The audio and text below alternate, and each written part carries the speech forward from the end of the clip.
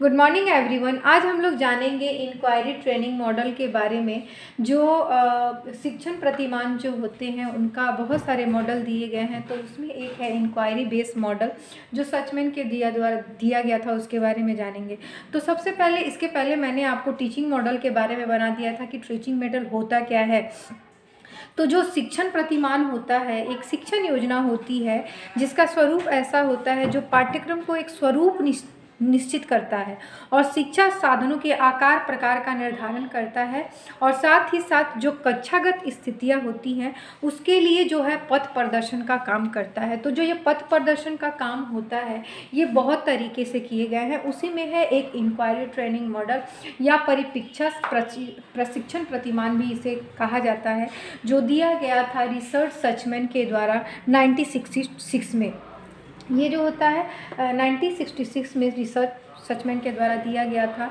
और इस जो ये शिक्षक प्रतिमान दिया गया था ये पूरी तरह से वैज्ञानिक विचारधारा पर आधारित थी।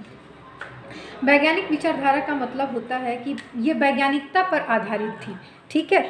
और इस प्रतिमान का मुख्य उद्देश्य न तो सिद्धांतों को बताना है, इसका उद्देश्य न सिर्फ जो प्रिंसिपल्स बनते हैं सिर्फ उसकी बात करना है, और न ही किसी समस्या का समाधान प्रस्तुत करना है। जब भी हम टीचिंग में बात करते हैं तो हम क्लास में जाते हैं और बच्चों को कोई भी थ्योरी बता देते हैं, और थ्योरी बता करके क्या करते हैं, कोई भी समस्या आती है तो उसका समाधान हम खुद प्रस्तुत करके चले आते हैं। लेकिन रिचर्ड सचमैन ने कहा कि जो इंक्वायरी ओरिएंटेड मॉडल है इसका मतलब सिर्फ ये नहीं है कि आप बच्चों के सामने जाएं और जो उनके पास जो समस्याएं हैं उनका समाधान कर दें या आप थ्योरी देकर बच्चों के पास से निकल जाएं, बल्कि इसका मेन उद्देश्य क्या था वो मैं आपको बता रही हूँ। सबसे पहले हम जान लेते हैं, ये रिचर्ड सचमैन के द्वारा दिया गया वैज्ञानिक विचारधारा है और विद्वतापूर्ण पूछताछ का प्रशिक्षण देती है।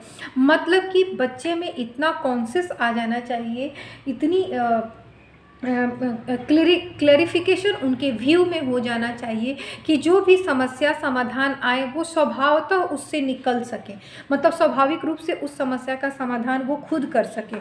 तो रिचर्ड सचमैन का कहना था कि जो इंक्वायरी ओरिएंटेड मॉडल है ये पूरी तरीके से वैज्ञानिक विचारधारा पर आधारित है, जो विद्वतापूर्ण पूछताछ के लिए प्रशिक्षित करती है।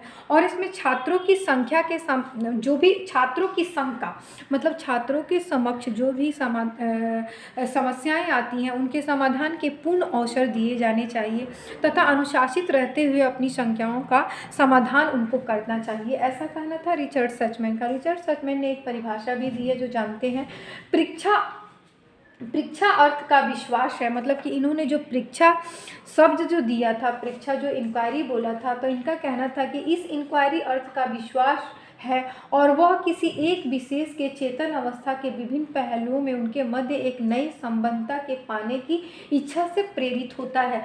मतलब कि इनका कहना था कि जो इंक्वायरी है, जो परिप्रेक्ष्य है, वह चेतन अवस्था है। चेतन अवस्था मतलब हम कॉन्शियस अवस्था में होते हैं कि क्या सही है क्या गलत है और हमको क्या करना चाहिए क्या नहीं करनी चाहिए। तो हमारे पास जो भी समस्या आएगी उसका समाधान हम स्वभावतः कर लेते हैं। तो संख्या का जो भी शंका है या जो भी समस्याएं हैं उनका समाधान हमको क्या करना है चेतन अवस्था में, और जो भी समस्या आई है उसके विभिन्न पहलुओं और उनके मध्य एक नई संबद्धता की पाने की इच्छा से जब तक हमारे अंदर प्रेरणा नहीं होगी समस्या का समाधान का, तब तक हम तो वही समस्या में डूबे रहेंगे। लेकिन हमारे अंदर इतनी कॉन्शियस पावर हो जानी चाहिए, चेतन अवस्था हो जानी चाहिए कि हम उस समस्या का या उस शंका जो होती है उस शंका से हम आगे निकल सकें, और इसके लिए हमारे अंदर क्या होनी चाहिए, प्रेरणा होनी चाहिए, ऐसा कहना था रिचर्ड सचमैन का, ठीक है।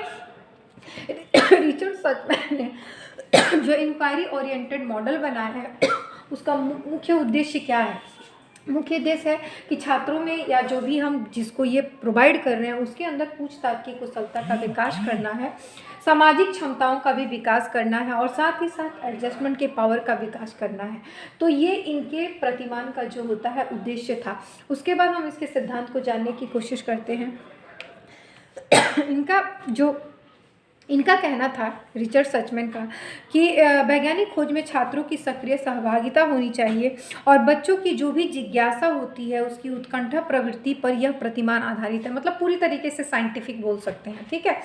और इन्होंने जो सिद्धांत दिया, सोच प्रक्रिया को समृद्ध करना है, जो भी बच्चों में थिंकिंग पावर होता है उसको पूरी तरीके से हमको समृद्ध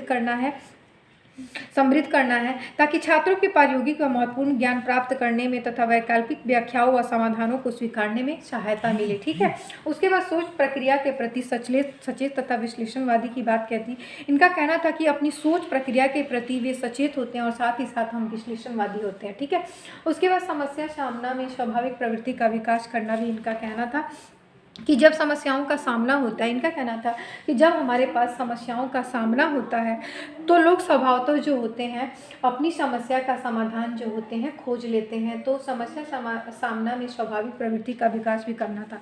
साथ ही साथ इनका कहना था कि जब भी नवीन प्रक्रियाएं सीधे ही छात्रों को सिखाई जा सकती हैं और उनकी वर्तमान प्रक्रियाओं में वृद्धि भी संभव है, हम डायरेक्ट सिखा भी सकते हैं और साथ ही साथ कुछ न कुछ चीज़ें वो अपने से ओरिएंटेड करके सीख सकते हैं। ठीक है।